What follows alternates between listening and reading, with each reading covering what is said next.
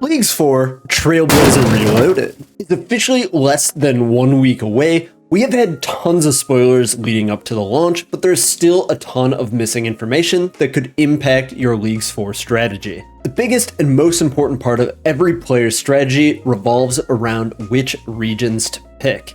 If you didn't play the last Trailblazers League, the world will be broken into different regions. You will start off in Misthalin and Karamja. As you complete tasks, you will unlock 3 new regions of your choice. The catch is that there are 5 regions that you will not be able to pick. Which region should you pick? The reasonable response would be whichever ones contain the content that you like to do in-game most. I'm here to tell you that this line of thinking is objectively false, and I will tell you why you should and should not pick each region.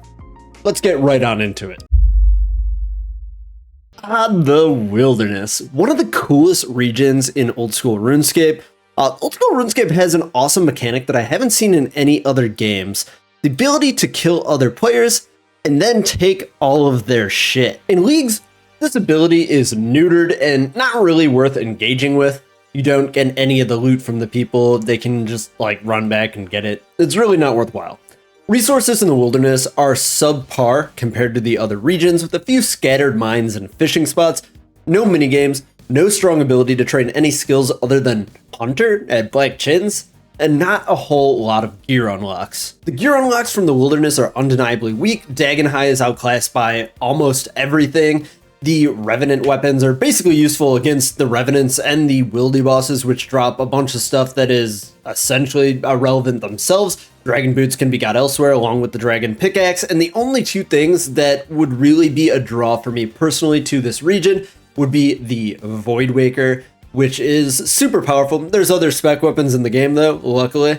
And then also the Mage Arena 2 cape, which is best in slot, but neither of those really make choosing the Wilderness worth it. Group content is severely lacking in this area, and it seems really boring in comparison to some of the other regions. Kandarin is probably the most lore-rich area in Oldschool RuneScape. There is a ton of skilling and questing content within this region, both of which I want absolutely nothing to do with. When I'm playing Leagues, I want big unlocks, constant big loots, and I want to be gaming with the boys. The Occult Necklace is very appealing along with the Zenites. I'm not here to discount the value of the jewelry that comes from this area, and the possibility of getting a trident is very appealing as well. With the other powered staves in game and the possibility to just use regular magic like Ancients instead, this can be avoided. This is for sure a must-pick region if you are misguided enough to choose the magic relic, but I will be rocking a Fury and I am just fine with that. We're on a negative streak, so let's talk about the one region that should be on every player's list. This is the region that I will be picking first, and this should come as a surprise to literally no one. We are going to the Kingdom of Kourend, baby. Zeah is absolutely massive. So big that they had a whole Leagues just in Zeah. There are good methods to train every skill, tons of unique unlockables, including the single most iconic and important item from this Leagues, the door. Just look at the length of the unlocks on this sheet, and unlike the Wildernesses that you can see peeking out above it, look how many good ones there are on here. The main reason that I want to be rushing this one first is the wide variety of things to do, and because of this Slayer dungeon right here. Early access to some of the best Slayer monsters right next to a bank is extremely attractive to me because I want to get into the endgame PVM content as soon as humanly possible. Zeah also brings us our first big piece of group content, the Chambers of Xeric, and nothing is better than raiding with the boys. The Chambers of Xeric also brings a ton of super good gear into the game. We have the best mage robes in the game. We have the best special attack weapon in the game. We have just straight up the best weapon in the game, depending on your build in Leagues. If not, just the best ranged weapon in the game. We got the big bonker. We got the door. We got some decent range stuff, the best ranged offhand, and then also the best offensive prayers in the game. This honestly blows any of the prior regions completely out of the water. Aw, that's cute. You have choices this league. You could look like this, or you could look like this. All joking aside, this region does offer some meaningful gear upgrades and some top tier skilling content as well. You have Crystal with the Bofa, you got Zulrah, and the one-tick blowpipe makes this region a necessary pick if you are choosing a range build. I do see immense value in this region, it's just that the unlocks here fall short of what you get in all of the other regions. While the gear upgrades are very good, one-tick blowpipe is going to be amazing, Bofa is never not good, there just aren't enough of them for me to justify picking the elf land that I can't pronounce. The skilling resources in this area are also not uniquely better than any other region, and for that reason, I don't think I'm going to be picking this. This might be a little bit more of a personal reason, but Corrupted Gauntlet's still going to be a grind and a half, and I would rather be raiding with the boys than spend another second inside of the red prison.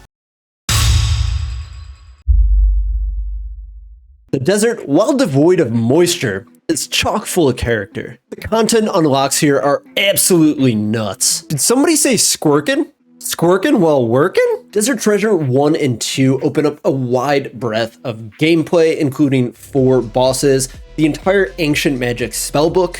If you're into minigames, you have Pyramid Plunder or Temporos, which is also a great method for training the fishing skill. But let's not discuss the mage training arena. What great region is complete without its group content? The desert is home to the Tombs of a Masket.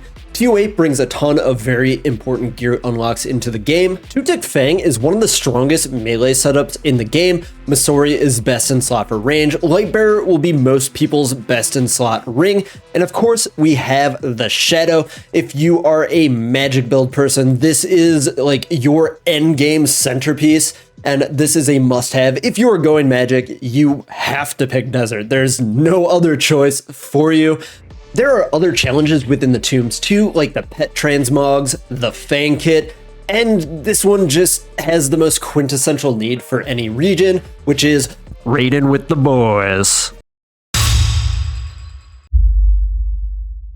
Fremennik is probably the weakest region overall. It pains me to say this because I am super nostalgic about the Dagannoth Kings. I love the whole Viking raider theme, but unfortunately, while they are able to raid with the boys, you are not. The biggest draw to this region is the Lunar Spellbook, but having Thralls and Ancients more than makes up for this. Picking the desert gives 2 great alternatives with both the Desert Treasure 2 ring you get by default, and with the Lightbearer from Toa. Just looking at the list here, there's nothing here that really calls out to me as super necessary. I picked this one, the last Trailblazers, and I think this was actually the reason that I quit just like 1 or 2 weeks in. I don't really have any jokes for this one, it's just not good.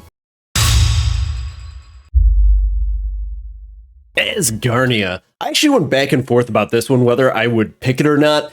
It is right on that line. The unlocks in this region are no joke, it's just unfortunate that the methods to obtain them are mind-numbingly boring. I would rather self-castrate than greenlog all of God Wars Dungeon. All of the God Wars Dungeon bosses, which is most of the content in this area, are solo, except for the big bird herself. Next has great rewards, but it is the most boring content in old school RuneScape and serves as a great metaphor for this region. All of the unlocks from this region are great, but the methods to obtain them are a complete snooze fest. The reason I waffled between this and my final pick is pretty simple.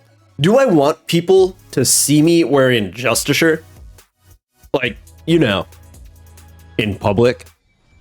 While this video is, like, obviously totally a joke, I did want to discuss a little bit about, like, why you would choose this region. I do think this region is super valid. I had this on my list initially, and then I had to pick something else.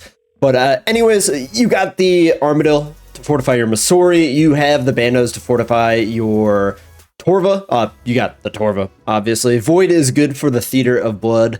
The range void is. The rest of it is garbage. You got the Zerite crossbow, you got the Zerite van braces, best in slot, add some max hits. You have the best in slot boots, a set of all 3, which is great. Defenders are massive. Like, honestly, take a couple of seconds and look at what a defender actually gives you. This item is fucking insane. Maxcape. A lot of people want to max, but this is the only region that will allow you to show it off. I hope they actually change that and like allow you to get max capes elsewhere because that's kind of lame otherwise. God swords. Okay, time to stop being reasonable. I will miss a lot of these things greatly. I have respect for some of the people who picked this region, but you are posting cringe by doing so. Morytania is my favorite region in the game. The lore here is so rich. I absolutely love the vampire questline. This region has some of the best content in the game. Just take a look at Barrows here, giving you early game access to 6 different pieces of armor for every combat style. You have trouble brewing. Who doesn't want to make some beers with some pirates? And with the Trickster relic, farming a blood shards is going to be easier than ever. I've been dancing around it, but the real reason anybody is going to pick this region is because it holds the single best piece of content in old school RuneScape, the Theater of Blood. From this region comes many unlocks. We're looking at the Barrow sets. Those are going to be great for the early and mid game. Honestly, probably most of the entire playthrough, you're going to be wearing the Barrows gear. Easy access to whips. We get those in other regions, not as important. Black masks to improve Slayer is great. The Blood Fury we already mentioned, and also all of the unlocks that we get from the Theater of Blood. The Scythe of Vitter is going to be the strongest melee weapon in the game. I and you should be choosing the melee relic, so you are going to need to get your hands on the Scythe. We have the Justy, which will be our late game armor. The Sang Staff is great as well. I guess the Nightmare technically exists, but you know. Theater of Blood also has a hard mode that you can take on for an extra bit of challenge. It lets you recolor your Scythe, your Sang, and your Rapier, making them look way cooler than before. You can also dust your Tob pet, making it the coolest pet in the game. And most importantly, Tob allows you to raid with the boys. Thank you guys so much for watching. Obviously, this whole video is a joke. You should be picking the regions that have the content that you want to be doing most. For me, that's the raids. I want to be raiding with the boys for most of leagues. Obviously, we got to train up there. We got to do some other tasks and stuff. But yeah, if there's other regions, other builds and stuff that are something that you think sounds fun, that's what you should be doing. So that's the secret. That's the big secret to picking your regions. Do the ones you like. Anyways, I'm going to be trying to post daily content, at least for the first week of leagues. I'm probably going to taper off. I can't keep up that type of thing for too long, and I don't think you should either. It's fairly unhealthy to be playing a video game like a full-time job for a long amount of time. But yeah, like, subscribe, and I will see you in the next one.